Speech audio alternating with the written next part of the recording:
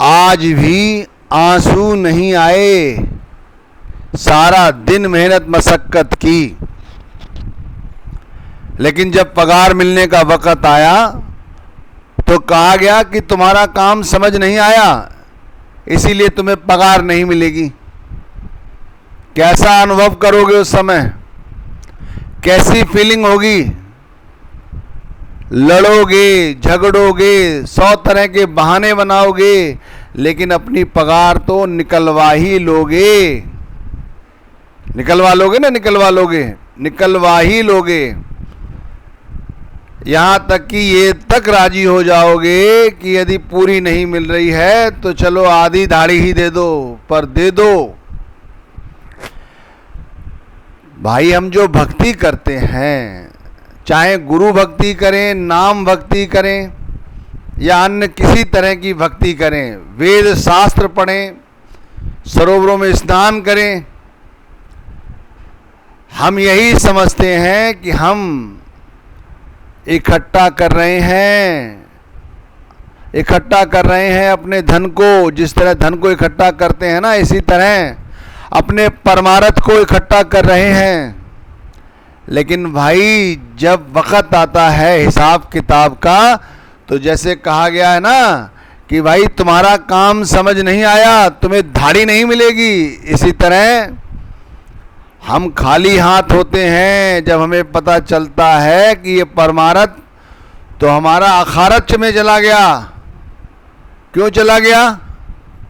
क्योंकि भाई जैसे मालिक को जो काम किया उसे समझ नहीं आया, वो कह रहा है तुम्हारा काम समझ नहीं आया, इसी तरह परमार्थ में वो जो कुल मालिक है वो भी यही कहता है कि तुमने जो काम की, ये जो भक्ति की, ये हमें समझ नहीं आई।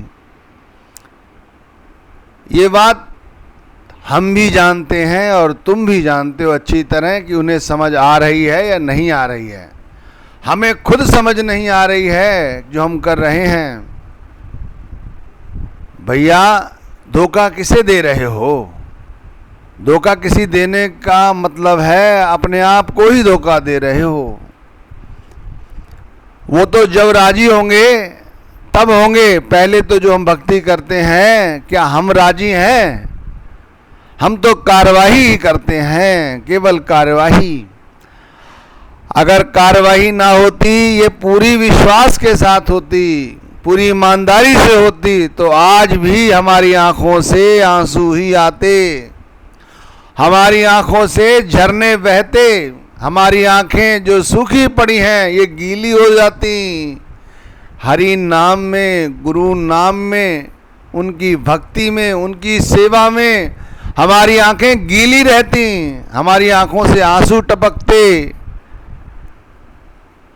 भैया, अभी तो हमारी आंखें गीली ही नहीं हुई और हम चाह रहे हैं कि हमें दाढ़ी मिल जाए, हमें परमार्थ में उन्नति मिल जाए। इसीलिए हिसाब किताब यहाँ भी लगाया करो। तभी तो लोग कहते हैं, अरे उस बंदे को इतनी ज़्यादा कष्ट कैसे हो रहे हैं, उसे इतनी पीड़ा क्यों हो रही है? वो तो दिन रात भक्ति करता था। और वो अपने गुरु को फिर कहता है, अपने जो इष्ट है उन्हें कहता है, हे परमात्मा, हे सदगुरु, हे शब्द, आप मेरे साथ ऐसा क्यों कर रहे हो जबकि मैंने आपकी भक्ति की? अरे क्योंकि तो तुमने भक्ति की, अभी तुमने उस भक्ति के मूल तत्व को समझा ही कहाँ है। राम कृष्ण परमहंस जी को सभी जानते हैं, तकरीबन परमार्थ में जो भी रुचि रखते हैं। उनके शरीर को रोग लग गया, उनके शरीर को रोग लग गया तो लोग उनसे हंसने लगे, कहने लगे कि भाई आप तो इतने बड़े तपस्वी हैं, इतने बड़े संत हैं और आपको ये रोग लग गया है। अब आप क्यों नहीं मांगते उस परमात्मा से कि इस रोग से आपका निदान हो जाए, कल्याण हो जाए? तो रामकृष्ण परमहंस जी ने बड़े ही सुंदरता और मधुरता के साथ कहा कि ये कैंसर जैसी बीमारी जो मेरे शरीर को हुई है, और ये शरीर तो आज भी जाएगा और कल भी जाएगा, इस नश्वर शरीर के लिए मैं उस परमात्मा से ये मांगूं, ये क्यों मांगूं भाई? मेरी आंखें तो उनकी याद में हमेशा गीली रहती हैं, हमेशा उनसे वार्तालाप होती है, उनसे तो मैं उनके दर्शन मांगता हूँ, उनसे उनका प्यार मांगता हूँ, उनसे उनकी भक्ति मांगता हूँ। ये सब मैं क्यों मांगूं? ये तो सब यहीं का यहीं रह जाएगा। भैया एक बात अच्छी तरह से ध्यान कर लो कि आज भी यदि आंखों से आंसू नहीं बह रहे हैं हमारे, या भजन करके उठे और सदगुरु के नूर का एक भी एहसास अंदर नहीं हुआ, तो भाई अभी तो बहुत मेहनत करने की ज़रूरत है। यहाँ तो मालिक ने एक दिन दाढ़ी नहीं दी तो तुम दूसरी जगह जाके भक्ति कर लोगे, लेकिन भैया ये बताओ यहाँ कितने गुरु बदलोगे? हैं? कितने मंदिरों में जाओगे? कितनी धर्म स्थलों में जाओगे? कौन कौन से धर्म अपनाओगे? हर धर्म यही कहता है कि मेहनत करो, मशक्कत करो। भैया करना हमको होगा, हमें खुद करना होगा। एक बात ध्यान रख लो, करना हमें ही होगा। अरे तो करो, सारा दिन उस परमात्मा की याद करो, उस नाम को जपो, प्रेम से जपो, पूरे विश्वास के साथ जपो। अरे भैया चलना हमें है, किसी दूसरे को नहीं। तुम सोचो किसी के भरोसे हो तो वो तुम्हारा काम निपटा देगा। अरे भैया कोई किसी का काम नहीं निपटा सकता, हमें अपना काम खुद ही बनाना पड़ेगा, चलना हमको ही पड़ेगा। जब समय मिले तब चलो, पूरे विश्वास से चलो। अरे भैया करुणा, भक्ति, विश्वास, आस्था, ईमानदारी और सबसे बड़ी लगन, यदि लगन सच्ची है तो हर भक्ति मुबारक है। चाहे जो चाहे वो कर लो, गुरु की भक्ति कर लो, नाम भक्ति कर लो, अन्य तरह की भक्ति कर लो, सारी की सारी मुबारक है यदि वाकई में लगन सच्ची है तो। बहुत से ऐसे इतिहास रहे हैं कि वो सर्वत्र प्रभु कहीं से भी आ गया है, कहीं से भी निकला है, वो हर जगह है, उसने अपने आप को प्रमाण किया है, सिद्ध किया है।